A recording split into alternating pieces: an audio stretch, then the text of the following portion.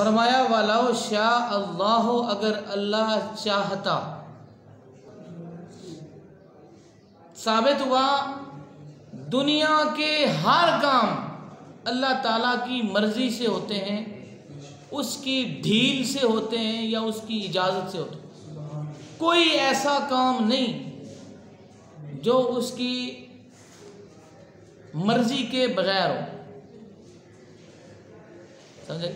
وَلَوْ شَاءَ اللَّهُ، اگر اللہ چاہتا لَجَعَلَكُمْ، تو تم سب کو بنا دیتا اُمَّةً وَاحِدَةً، تمہیں ایک امت بنا دیتا، سب کو ایک امت بنا دیتا. امتیں مختلف ہیں نا، تو فرمایا اگر اللہ چاہتا تو تمہیں ایک امت بنا دیتا. ولیکن، مگر، لیکن یضل من یشاء، جسے چاہتا ہے گمراہ کر دیتا ہے. یعنی گمراہ بھی اللہ کرتا ہے. کیوں؟ جسے چاہتا ہے گمراہ کرتا ہے. کیوں؟ وجہ بندوں کی نیتوں کے مطابق. بندہ نیک اعمال کر رہا ہے مگر اس کی نیت میں کوئی ایسا کھوٹ ہے یا کوئی وہ ایسا کام کرتا ہے تو اللہ تعالیٰ پھر اس کو ہدایت نہیں دیتا نیکی کے باوجود بھی، اور اسے چاہتا ہے چاہتے ہوئے گمراہ کر دیتا ہے. یعنی پھر اس سے بچنے کا طریقہ کیا ہے کہ اللہ ہمیں گمراہ نہ کرے. ہمیں اللہ سے دعا طلب کرنی چاہیے، درود پاک پڑھ کے ہمیں اللہ سے دعا مانگنی چاہیے، یا اللہ ہمیں ان لوگوں میں شامل نہ کرنا جنہیں تو گمراہ کر دیتا ہے. سورہ فاتحہ میں بھی ہے غیر المغضوب علیہم ولا الضالین، نہ کہ ان لوگوں کے راستے پہ چلانا جن پہ تیرا غضب ہوا اور جو گمراہ ہو گئے.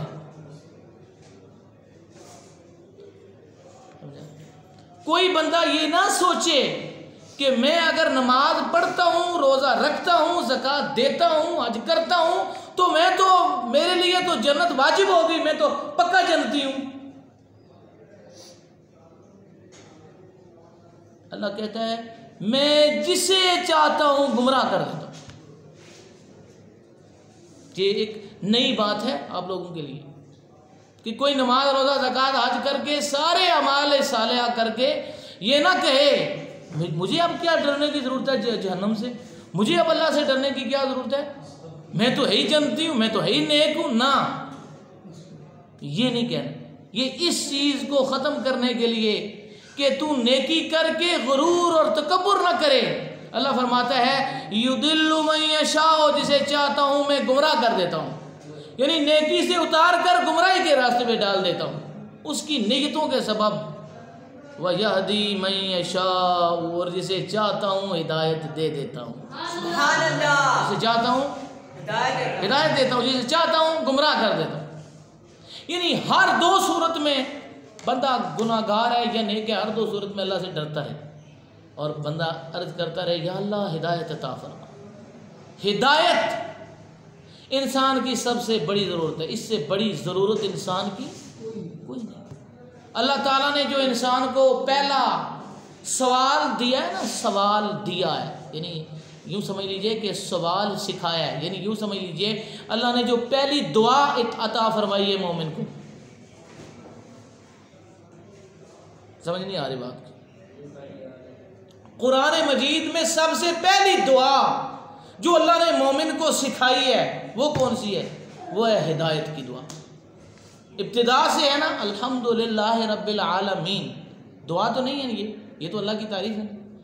الرحمن الرحیم یہ بھی دعا. مالک یوم الدین قیامت کے دن کا مالک یہ بھی دعا. ایاک نعبد و ایاک نستعین یہ بھی دعا نہیں ہے کہ تیری عبادت کرتے ہیں تجھ سے مدد مانگ، یہ دعا نہیں ہے. پہلی دعا کیا ہے؟ اہدنا الصراط المستقیم، یا اللہ ہمیں سیدھے راستے کی ہدایت عطا فرما. یعنی ہدایت پہلی دعا اللہ نے قرآن میں جو مومن کو سکھائی ہے وہ ہدایت. ہدایت انسان کی سب سے پہلی اور سب سے بڑی ضرورت ہے. ہدایت مال و متاع ہو، جان ہو، مال ہو، عہدہ ہو، منصب ہو، سب ہو، مگر ہدایت نہ ہو تو بندہ فرعون، قارون اور حامان و شداد بنتا ہے، اور اگر مال و دولت کے ساتھ ہدایت بھی کار فرما ہو جائے تو عثمان غنی اور عمر ابن خطاب جیسے لوگ منصہ شہود پہ آ جاتے ہیں۔ حکومتیں ان لوگوں نے بھی کی مگر یہ ہدایت یافتہ تھے، مال و متاع ان کے پاس بھی تھا مگر یہ صاحب ہدایت تھے۔ انسان کی سب سے بڑی ضرورت کیا ہے بیٹے؟ ہدایت سب سے بڑی ضرورت ہے۔ ہدایت ہے سب کچھ اچھا ہے، ہدایت نہیں ہے تو کچھ نہیں، مال و متاع کی کوئی حیثیت نہیں ہے۔ ہدایت سب سے بڑا انسان کا سرمایہ ہے، بیٹے سرمایہ نہیں، زمینیں جائیدادیں سرمایہ نہیں، اصل انسان کا سرمایہ ہدایت ہے، کیونکہ زمین جائیداد مال اور بیٹے تیرے ساتھ قبر میں نہیں جائیں گے، حشر میں نہیں جائیں گے، تیرے ساتھ قبر و حشر میں ہدایت جائے گی، ہدایت جائے گی، اور تجھے نجات بچے نہیں دلائیں گے، تجھے نجات دنیا کا مال و دولت نہیں دلائے گا، تجھے نجات اللہ تعالیٰ کی دی ہوئی ہدایت دلائے گی۔ تمہیں ہدایت ہی ایک ایسی چیز ہے جو نجات دلائے گی، اس لیے اللہ تعالیٰ سے ہدایت طلب کرنی چاہیے، اور یہ بڑی اونچی اور بڑی اور بلند و بالا دعا ہے، ہدایت۔ اہدنا الصراط المستقیم، یا اللہ ہمیں سیدھے راستے کی ہدایت عطا فرما۔ تو میں نے کہا مال و دولت تو ان صحابہ کے پاس بھی تھا مگر یہ ہدایت یافتہ تھے۔ کتنا مال تھا عثمان غنی ذی النورین رضی اللہ تعالیٰ عنہ، آپ نے نا سرکار کی دعوت کا انتظام کیا، حضور کے لیے کھانا تیار کیا گھر میں، اور حضور اپنے کاشانہ نور سے چلے، حضور نے چلنا شروع کیا، حضرت عثمان نے حضور کے قدم گننا شروع کیے، قدم گننا شروع کیے۔ میرے آقا نے پوچھا، ہے عثمان قدم کیوں گن رہے ہو؟ قدم میرے کیوں گن رہے ہو؟ عرض کی یا رسول اللہ آج میری خوش بختی ہے کہ آپ میرے غریب خانے پہ تشریف لا رہے ہیں، آپ جتنے قدم چل کے میرے گھر پہنچیں گے، جتنے قدم چل کے میرے گھر پہنچیں گے، ہر قدم کے بدلے ایک ایک غلام آزاد کروں گا۔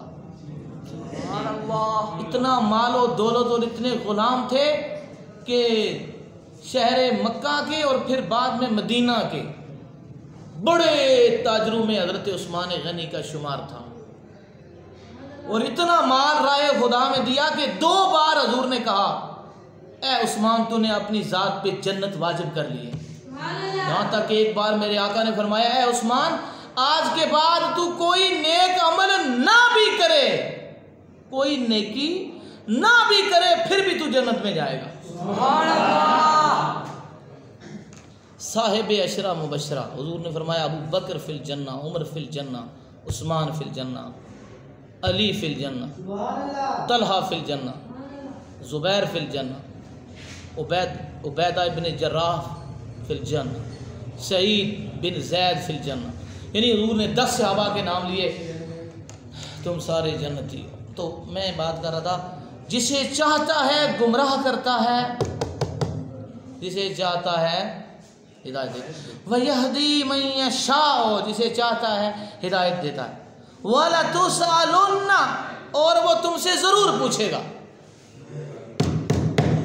وہ تم سے ضرور پوچھے گا۔ یا اللہ تو کیا پوچھے گا؟ فرمایا عَمَّا كُنْتُمْ تَعْمَلُونَ، جو کام تم کرتے تھے اس کے بارے میں پوچھے گا۔